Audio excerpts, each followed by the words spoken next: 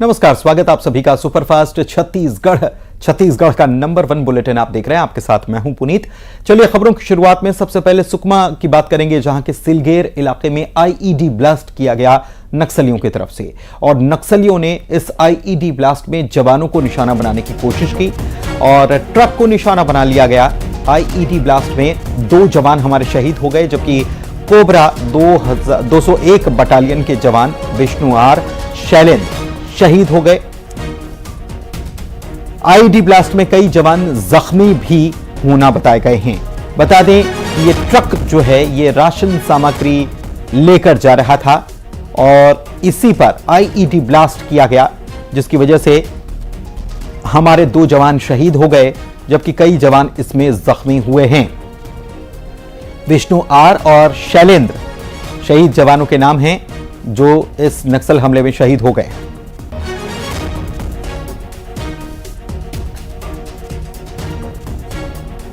थाना जगरगुंडा जिला सुकमा के थाना जगरगुंडा के केएम सिलगेर और टेकलगुड़म के मध्य तीमापुरम के समीप आज दोपहर सुरक्षा कार्य में लगे वाहनों पर नक्सलियों के द्वारा आईईडी विस्फोट किया गया है, जिससे उक्त वाहन में मौजूद 201 कोबरा के वाहन चालक विष्णु तथा आरक्षक शैलेंद्र शहीद हुए हैं।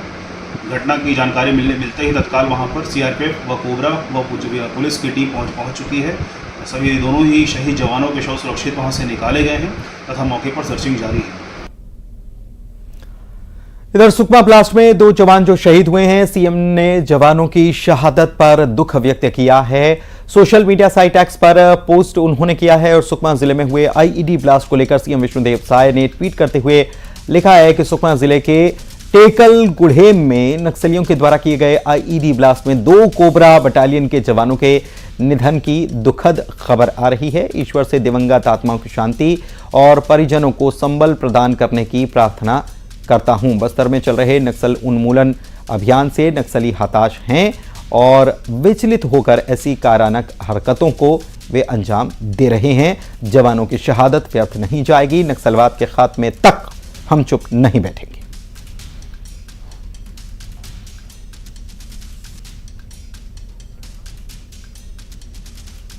आकाश शुक्ला हमारे संवाददाता हमारे साथ इसी खबर पर लाइव जुड़े हुए हैं, सीधे उन्हीं के पास चलते हैं, उनसे जानकारी लेते हैं। आकाश, ये बड़ा हमला इसे कहा जा सकता है। आईईडी ब्लास्ट किया गया, ट्रक पर राशन भरा हुआ था, कई सारे जवान जख्मी भी हुए हैं। कितने जवान जख्मी हैं, उनकी संख्या क्या पता चल पाई है, उनकी स्थिति क्या है, इसके बारे में क्या जानकारी? जी बिल्कुल, सुकमा जिले के ये टेकलगुड़ेम क्षेत्र का मामला है, जहां राशन से भरी गाड़ी जो है जवानों की वो जा रही थी। इसी बीच नक्सलियों ने ब्लास्ट किया। ब्लास्ट में गाड़ी पूरी तरीके से क्षतिग्रस्त हुई, कुछ जवान है वो जख्मी हुए हैं। इसमें 2 जवान जो कोबरा बटालियन के हैं वो शहीद हो गए हैं। इसमें से एक ड्राइवर है और एक जवान है। मुख्यमंत्री ने भी इस पर जो है वो श्रद्धांजलि दी है और सीधे तौर पर सीएम विष्णुदेव साय ने कहा, जिस तरीके से नक्सली उन्मूलन का अभियान बस्तर में तेजी से चल रहा है, लगातार जो है नक्सलियों के खिलाफ अभियान चलाए जा रहे हैं। मुठभेड़ में कई नक्सली पहले से मारे गए हैं, वहीं कई सरेंडर भी कर रहे हैं। इसके चलते जो नक्सलियों में बौखलाहट है, उसके चलते ये कायराना हरकत उन्होंने किया है। इसका जवाब भी दिया जाएगा और साथ ही जो है जवानों जो शहीद जवान है उसके प्रति उनके मुख्यमंत्री विष्णुदेव साय ने जो है संवेदना जताई है। जी बहुत शुक्रिया आपका आकाश इस तमाम जानकारी के लिए। चलिए बढ़ते हैं आगे और बात अगली खबर की। धमतरी में पुलिस और नक्सलियों के बीच मुठभेड़ हुई है, एनकाउंटर हुआ है। आमझर में पुलिस और नक्सलियों के बीच एनकाउंटर हुआ है, जिसमें कई नक्सलियों के घायल होने की खबर मिल रही है। खल्लारी इलाके में सर्चिंग के दौरान मुठभेड़ ये होनी बताई गई है।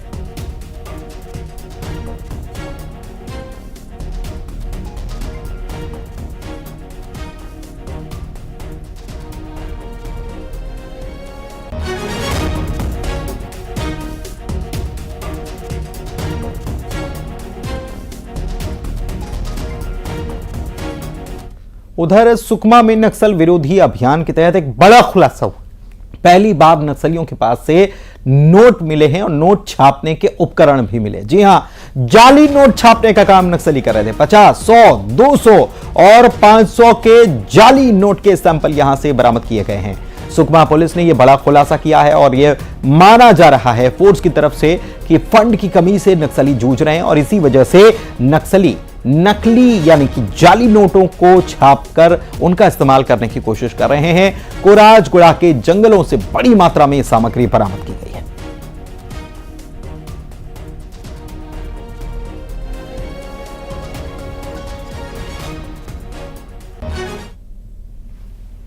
पुलिस और सीआरपीएफ द्वारा सुकमा जिले में जो नक्सल निर्मूलन अभियान चलाया जा रहा है उसके अंतर्गत दिनांक 22 तारीख को सुकमा पुलिस को ये सूचना मिली कि जो कोंटा एरिया कमेटी द्वारा कोराजगुड़ा महिला सौरालय जो जंगल है उस इलाके में प्रिंटिंग मशीन व अन्य उपकरणों द्वारा नकली नोट की छपाई की जा रही है। उसी सूचना के आधारित 50 BN सीआरपीएफ, जिला पुलिस बल सुकमा, डीआरजी, बस्तर फाइटर, इनके द्वारा इस एरिया में ऑपरेशन लॉन्च किया गया और वहां से काफी भारी मात्रा में जो नकली नोट्स थे, उसके अलावा कलर प्रिंटिंग, उसके अलावा जो इंक की जो बोतल थे, लगभग 200 बोतल वहां से बरामद की गई। और वो पूरा सामान देखने के बाद ये पता चला कि नक्सली काफी मात्रा में वहां नकली नोट की छपाई कर रहे थे। और इधर प्री मॉनसून शुरू होते ही फोर्स ने नक्सलियों के खिलाफ जंगलों में सर्चिंग अभियान और तेज कर दिया है। छत्तीसगढ़ और महाराष्ट्र के साथ ही मध्य प्रदेश की फोर्स जो है नक्सलियों के खिलाफ जॉइंट ऑपरेशन पर जुटी हुई है ताकि जंगल घना होने से पहले नक्सलियों को बैकफुट में धकेला जा सके। नक्सली बॉर्डर एरिया का फायदा उठाकर छत्तीसगढ़ में घटना को अंजाम देने के बाद महाराष्ट्र या तो भाग जाते हैं या फिर महाराष्ट्र में घटना को अंजाम देने के बाद मध्य प्रदेश की तरफ भाग जाते थे। और इसको रोकने के लिए कॉम्बिंग अभियान, साझा अभियान जो है वो चलाया जा रहा है। बारिश के मौसम में दरअसल अभी गर्मियों का मौसम था और पतझड़ के बाद जंगल बिल्कुल साफ नजर आता है, दूर तक नजर आता है, लेकिन अब बारिश जैसे ही शुरू हुई है अब जंगल हरा भरा होने लगा है और इससे दूर तक देखने में परेशानी आती है। इसलिए इससे नक्सलियों के खिलाफ ऑपरेशन में भी दिक्कतें आती हैं, लेकिन फोर्स पूरी ताकत से ऑपरेशन चलाए हुए है। संबंध में हाँ, जो हर 3 महीने में हमारी एक बैठक होती है जिसमें कि जो नेबरिंग राज्य हैं उन सभी के अधिकारी, वरिष्ठ अधिकारी शामिल रहते हैं। अभी करीब 2 हफ्ता पहले ही हम लोगों ने एक बैठक किया है बालाघाट में, जिसमें कि बालाघाट, डिंडोरी एमपी के ज़िले और हमारे यहाँ राजनांदगांव, खैरागढ़ और कवर्धा, और इसके साथ ही महाराष्ट्र के गढ़चिरौली, गोंदिया, इन सभी के अधिकारी आए थे। हम लोगों ने सभी विषयों पे चर्चा किया और बहुत सारे जो हमारे जानकारी में है और जो उनकी जानकारी सब साझा किया गया और किस प्रकार से जो जॉइंट ऑप्स होते हैं जिस कारण जैसा आपने बताया कि वो बॉर्डर का फ़ायदा उठा लेते हैं, उसका फ़ायदा ना उठाएं और उस पर कारगर कार्रवाई हो पाए। दूसरा, हम लोगों ने बहुत सारे ऐसे कैंप्स खोले हैं जो कि जिसमें कि सभी राज्यों के लोग रहते हैं। ऐसे जो जॉइंट कैंप्स रहते हैं वैसे कैंप्स हम लोगों ने कई सारे खोले हैं बॉर्डर एरिया में और उनका भी काफ़ी फ़ायदा मिल रहा है। और इसके अलावा हम लोग जो है जो कवर्धा ज़िले की अगर बात करें तो हम लोगों ने कवर्धा का जो बॉर्डर है एमपी से, वहाँ पे हम लोगों ने पिछले 2 से 3 महीने के अंदर 5 कैंप अभी खोले हैं। दमतरी की बात करेंगे जहां पर टेट के परीक्षार्थियों की तरफ से हंगामा खड़ा कर दिया गया क्योंकि भखारा के सिहाद कॉलेज में यह हंगामा हुआ है। आधे घंटे देरी से प्रश्न पत्र दिया गया, यह आरोप परीक्षार्थियों की तरफ से लगाए गए। दोबारा परीक्षा होनी चाहिए, यह मांग इन लोगों के द्वारा की गई और बोनस अंक देने की मांग या फिर की गई है कि बोनस अंक दिए जाएं या फिर दोबारा परीक्षा इस मामले में कराई जाए, क्योंकि आरोप है आधे घंटे देरी से प्रश्न पत्र इन्हें बांटा गया। अभिषेक पांड्या हमारे संवाददाता हमारे साथ जुड़े हुए हैं, अभिषेक से जानकारी लेते हैं। अभिषेक, जानकारी दीजिए। आज टेट का एग्जाम था, टीचर्स एलिजिबिलिटी टेस्ट का एग्जाम है और बड़ी संख्या में इसमें परीक्षार्थी शामिल हुए थे। धमतरी के बखारा में जो गवर्नमेंट कॉलेज है सिहाद में, वहां पर सेंटर बनाया गया था और वहां पर छात्र परीक्षार्थी जो है वो उन्होंने हंगामा किया है। परीक्षार्थियों का ये आरोप है कि उनके पत्र है वो आधे घंटे से देर से दिया गया और साथ ही जो OMR शीट होती है, आंसर शीट होती है, उसे 1 घंटे देर से दिया गया। और अब ये इसी कारण छात्र नाराज हैं, हंगामा मचा रहे हैं और आक्रोशित भी हैं। उनकी ये मांग है कि उनको या तो बोनस अंक दिया जाए इसके बदले, देर के बदले, या फिर ये परीक्षा फिर से दोबारा ली जाए। फिलहाल जो प्रबंधन है, परीक्षा का प्रबंधन है, उसका ये कहना है कि हमने सारे प्रश्न पत्र और उत्तर आंसर शीट दोनों ही समय पर दिए थे, लेकिन उनका ये भी कहना है कि छात्रों की जो मांग है वो ऊपर अथॉरिटी तक पहुंचा दी गई है। जी, इसमें देखना होगा कि अब आगे क्या ये रूप लेता है और क्या इसमें डिसीजन लिए जाते हैं। बड़ी अजीब स्थिति है कि जो जिम्मेदार है वो कह रहे हैं कि हमने समय पर बंटवा दिए थे, फिर वो कह रहे हैं कि इनकी मांग ऊपर भी पहुंचा दी है। बड़ी अजीब स्थिति है। लेकिन जो छात्र हैं, जो परीक्षार्थी हैं, वो पूरी मेहनत करके, लगन से पूरी तैयारी करके आए थे और कहीं ना कहीं आरोप उनका यह है कि आधे घंटे देरी से प्रश्न पत्र, OMR शीट 1 घंटे देरी से दी गई। बहुत शुक्रिया आपका अभिषेक इस जानकारी के लिए। केंद्रीय राज्य मंत्री तोखन साहू ने कांग्रेस पर बड़े आरोप लगाए हैं। कहा है कि कांग्रेस की सरकार आते ही छत्तीसगढ़ में स्मार्ट सिटी जैसे प्रोजेक्ट भ्रष्टाचार की भेंट चढ़ गए। उन्होंने यह भी कहा कि इसकी जांच हम कराएंगे। साथ ही कहा कि पब्लिक ट्रांसपोर्ट बेहतरी के लिए रायपुर, बिलासपुर, भिलाई और कोरबा को जोड़ने का काम शुरू किया गया है। प्रदेश में बस सेवा का विस्तार जल्द कर लिया जाएगा। रायपुर समेत बिलासपुर और अन्य शहरों को बसें उपलब्ध कराई जाएंगी। हमारे साथ मौजूद है आवास एवं शहरी विकास केंद्रीय राज्य मंत्री तोखन साहू जी, उनसे चर्चा करेंगे। स्मार्ट सिटी सेंट्रल का बड़ा प्रोजेक्ट है, उसकी बात आती है। छत्तीसगढ़ में रायपुर और भी शहरों को जो है वो स्मार्ट सिटी के अंतर्गत रखा गया, लेकिन भ्रष्टाचार की शिकायतें लगातार सामने आ रही। क्या केंद्र का ये प्रोजेक्ट सिर्फ भ्रष्टाचार का अड्डा बन के रह जाएगा या सच में अब डेवलप होगा? जहां पर भी भ्रष्टाचार की शिकायतें हैं उसकी जांच होगी, कार्रवाइयाँ होगी। और मोदी जी की सरकार आने के बाद आपने देखा होगा कि भ्रष्टाचार पर अंकुश लगाए गए हैं। 0 टॉलरेंस की नीतियां हैं, कोई भी भ्रष्टाचारी नहीं बचेंगे। और स्मार्ट सिटी का जो प्रोजेक्ट है, आने वाले समय में जो हमारे प्रोजेक्ट जो है उसको जितना जल्दी से हो सके उसको पूरा करने का लक्ष्य है। और स्मार्ट सिटी में केवल एक ही काम करना है ऐसा नहीं है, लेकिन ये यहाँ के प्रोजेक्ट को जो लटका करके रखने वाले लोग हैं, शहर में आवश्यकताओं के अनुरूप कुछ भी निर्माण कार्य हो सकता है।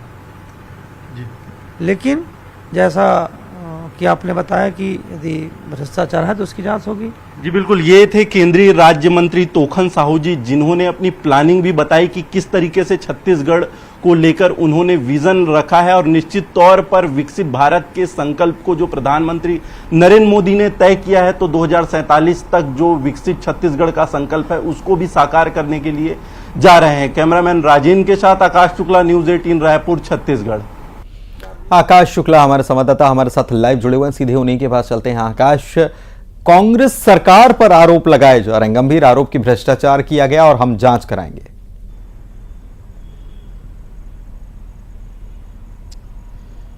जी बिल्कुल, केंद्रीय राज्य मंत्री आज रायपुर पहुंचे थे क्योंकि उनको दिल्ली जाना है संसद सत्र में शामिल होने। ऐसे में उन्होंने न्यूज़ 18 से चर्चा की। इस दौरान उन्होंने अपने विजन को बताया कि किस तरीके से छत्तीसगढ़ के जो 2047 तक विकसित करने का लक्ष्य रखा गया है विकसित भारत के अंतर्गत, उस पर किस तरीके से प्रोजेक्ट आएंगे।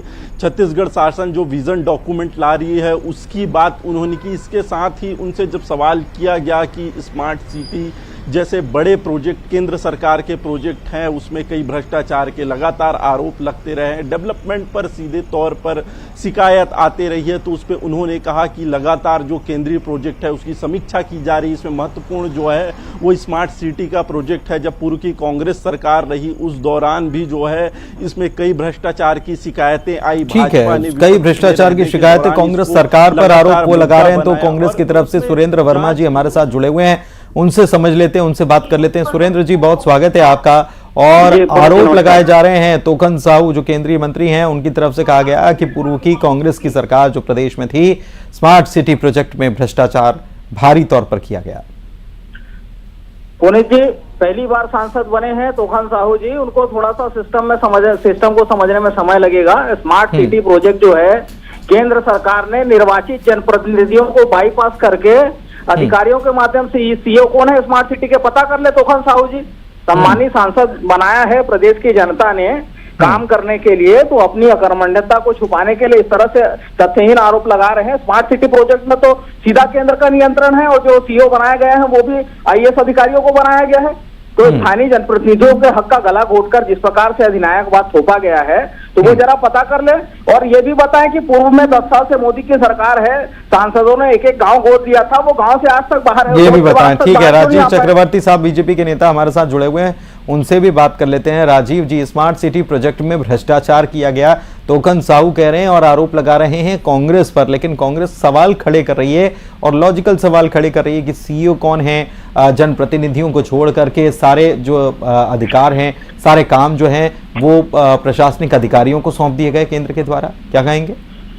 देखिए, स्मार्ट सिटी के कई कार्यों में, बहुत सारे कार्यों में एक विवाद तो रहा है, नम्रता से स्वीकार करता हूँ।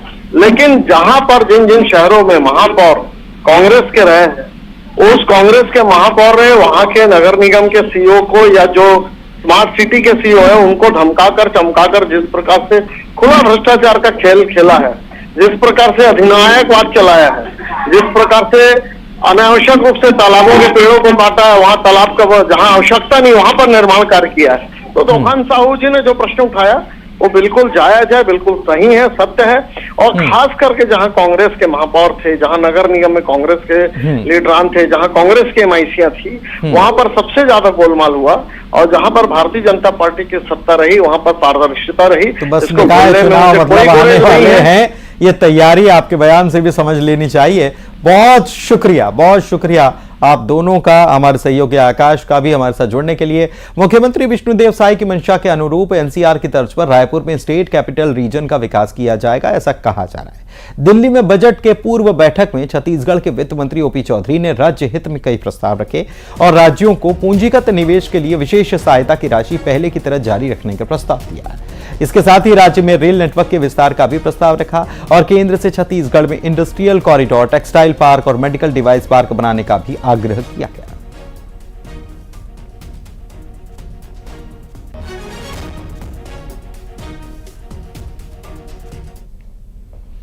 वहीं खबर कवर्धा से, जहां पर डिप्टी सीएम विजय शर्मा पहुंचे हुए थे और उनका अलग अंदाज देखने को मिला। यहां से जनप्रतिनिधि हैं तो बारिश के बीच उन्होंने राशन कार्ड का वितरण किया। यहां के जनप्रतिनिधि हैं, वो घर घर गए, लोगों को मिले, राशन कार्ड भी बांटे। डिप्टी सीएम के हाथों से राशन कार्ड मिला तो जाहिर सी बात है कि लोग मुस्कुराए, खुश हो गए। उन्होंने खुशी इस तरीके से जाहिर भी की।